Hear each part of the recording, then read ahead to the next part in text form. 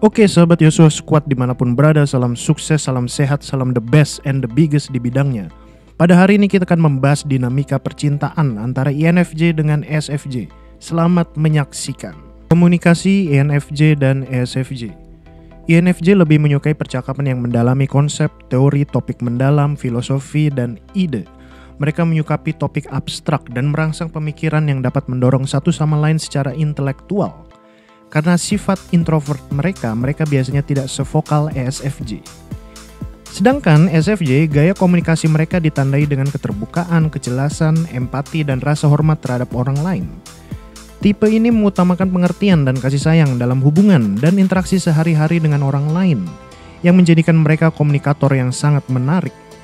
Meskipun tidak mudah bagi INFJ untuk terbuka dan berbagi, tidak seperti ESFJ, setelah berkomunikasi secara fungsional, baik INFJ maupun ESFJ mampu mengekspresikan perasaan mereka secara praktis dan konstruktif.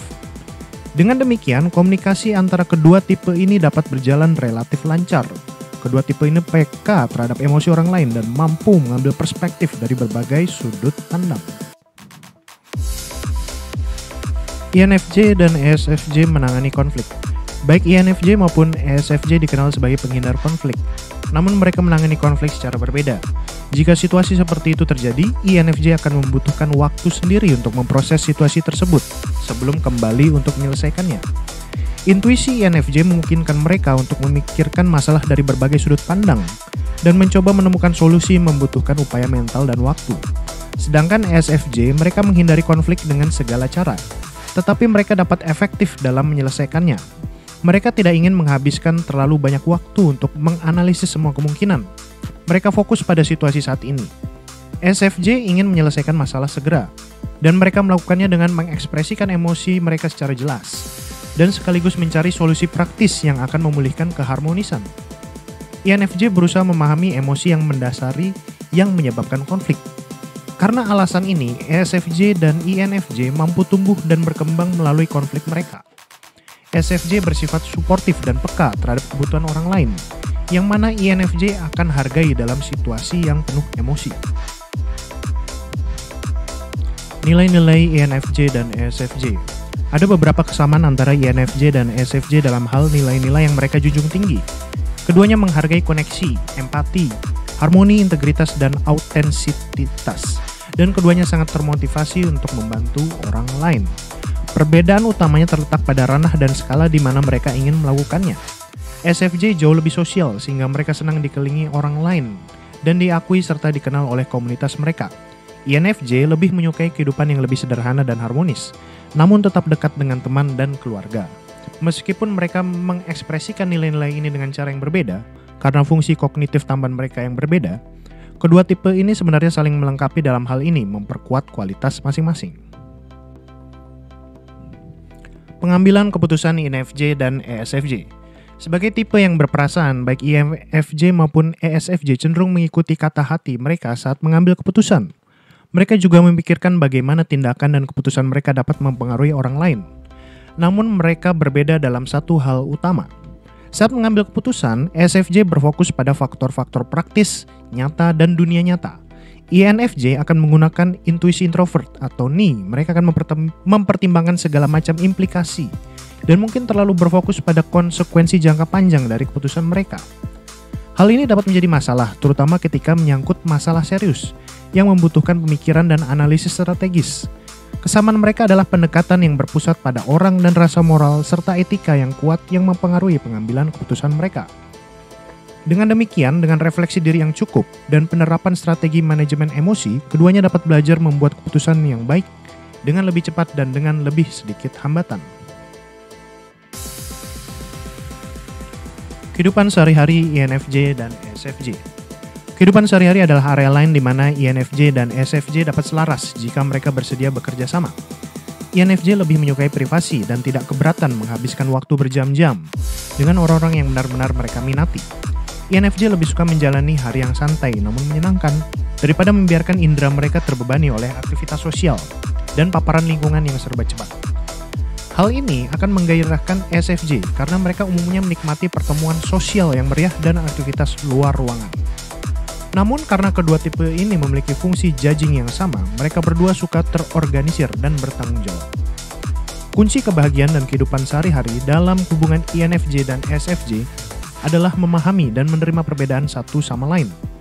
SFJ perlu menghormati kebutuhan pasangannya, akan kesendirian dan menghindari mengganggu INFJ saat mereka sedang mengisi daya sosial mereka sendirian. Sebaliknya, INFJ harus menerima kebutuhan pasangannya untuk bersosialisasi dan mencoba bergabung dengan mereka sesekali. INFJ dan SFJ menghadapi stres. INFJ dan SFJ menghadapi stres dengan cara yang berbeda. INFJ cenderung menarik diri, memilih untuk menghadapinya sendiri, alih-alih melibatkan orang lain. Sedangkan SFJ mengatasi stres dengan mencari dukungan, terhubung dengan orang lain, memperkuat stabilitas dan berfokus pada solusi praktis. Tidak mengherankan jika seorang INFJ menganggap SFJ terlalu manja dan terlalu bergantung, terutama saat mereka membutuhkan ruang. Seorang SFJ mungkin terluka oleh kebutuhan INFJ untuk menjauh dari pasangannya, agar mereka dapat menganggapnya sebagai sesuatu yang pribadi. Wajar jika kedua tipe ini kesulitan untuk menghadapi aspek kepribadian pasangan mereka ini dengan tepat. Namun dengan sedikit kasih sayang dan pengertian, mereka mungkin dapat saling menenangkan. Masalah umum dalam hubungan INFJ dan SFJ. Selain aspek-aspek lain yang telah dibahas sejauh ini, terdapat beberapa masalah yang lebih nyata yang dapat dihadapi INFJ dan SFJ dalam hubungan mereka, yaitu menyenangkan orang lain. Kedua tipe ini secara umum dianggap sebagai orang yang menyenangkan orang lain, yaitu mereka mengutamakan kebutuhan orang lain di atas kebutuhan mereka sendiri. Dalam hubungan seperti itu, kedua pasangan akan berusaha membahagiakan satu sama lain, tetapi akan kesulitan mengekspresikan keinginan mereka sendiri, karena takut hal ini akan menyebabkan perselisihan. Lingkaran keberlimpahan ini dapat menyebabkan kebencian di kemudian hari. Pertumbuhan pribadi. SFJ sering mencari validasi eksternal dan perilaku mereka biasanya sesuai dengan norma sosial. Tipe ini dikenal karena keengganan mereka untuk membuat masalah. INFJ kurang peduli dengan reputasi mereka. Kekuatan dan kepercayaan diri mereka berasal dari dalam. Oleh karena itu, mereka merasa puas selama mereka autentik dan jujur pada diri sendiri dan nilai-nilai mereka. 3 strategi untuk memperbaiki hubungan INFJ dan SFJ. Layaknya hubungan apapun, hubungan antara INFJ dan SFJ perlu diperbaiki. Untungnya ada cara efektif untuk mengatasi kekurangan dinamika ini, yaitu yang pertama, resolusi konflik. Karena kedua tipe ini cenderung menghindari konflik, hal ini bisa menjadi masalah. Cobalah untuk menemukan strategi resolusi konflik yang efektif bagi kedua pasangan. Seharusnya ini tidak terlalu sulit karena INFJ dan SFJ sama-sama dikenal lembut dan penyayang. Yang kedua, jadilah ruang aman bagi satu sama lain. Wajar jika orang yang menjalin hubungan juga membutuhkan waktu sendiri. Namun jika lebih banyak waktu dihabiskan sendiri daripada bersama dalam hubungan yang romantis, hal itu justru menghilangkan tujuan menjalin hubungan. INFJ dan ESFJ dapat mencoba mencapai keseimbangan dengan berbagai waktu berkualitas bersama yang memenuhi kebutuhan mereka berdua. Yang ketiga, habiskan waktu berkualitas bersama. Karena INFJ introvert dan suka menghabiskan waktu di dalam ruangan, dan ESFJ berbeda, mereka sulit menemukan aktivitas bersama. Namun menghabiskan waktu berkualitas bersama itu penting dalam setiap hubungan. Jadi keduanya harus berunding dan mencari aktivitas mana yang cocok untuk mereka berdua dan sesuai dengan preferensi mereka.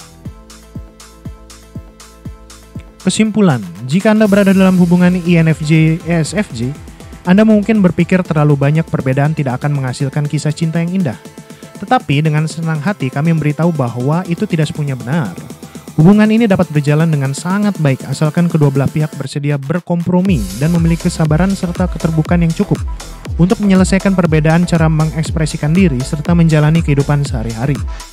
Jika Anda dan pasangan saling mendengarkan dan mengetahui dan mengakui kebutuhan satu sama lain, Anda dapat mewujudkan kisah cinta yang indah. Terima kasih.